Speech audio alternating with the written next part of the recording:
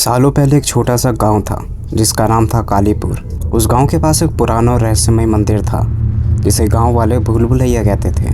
कहते हैं कि जो भी इस मंदिर में गया कभी वापस नहीं लौटा। गांव के बड़े बूढ़े कहते थे कि वह मंदिर श्रापित है और उसके अंदर जाने का मतलब मौत को बुलावा देना है। राजीव एक उत्साही युवक था जो भूत प्रेत की कहानियों पर विश्वास नहीं करता था। उसे चुनौती पसंद थी और गांव के लोगों की चेतावनियों को नज़रअंदाज करते हुए उसने ठान लिया कि वह मंदिर के अंदर जाएगा और सभी अफवाहों को झूठ साबित करेगा। एक रात चांदनी रात थी और चारों ओर सन्नाटा पसरा हुआ था।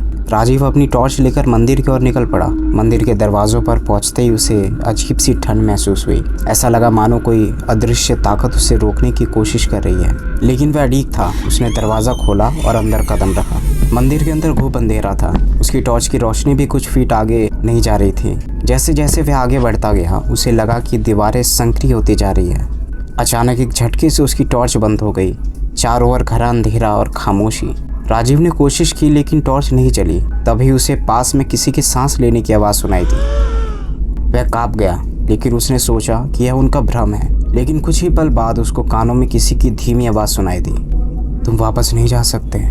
राजीव ने डरते हुए पीछे मुड़कर देखा, लेकिन कोई नहीं था। अचानक मंदिर की दीवारें अपने आप हिलने लगी और रास्ता गायब हो गया। वह अब एक संकरी गली में फंस गया था। उसकी हर कोशिश बेकार साबित हो रही थी। वह भागने की कोशिश कर रहा था, लेकिन जितना दौड़ता उतनी ही तेज़ी से दीवारें पास आती जाती।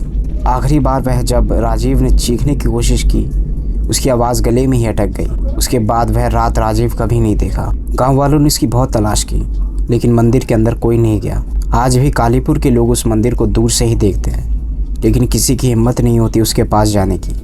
कहते हैं मंदिर के अंदर से कभी कभी किसी की चीख सुनाई देती है। शायद वो राजीव की हो।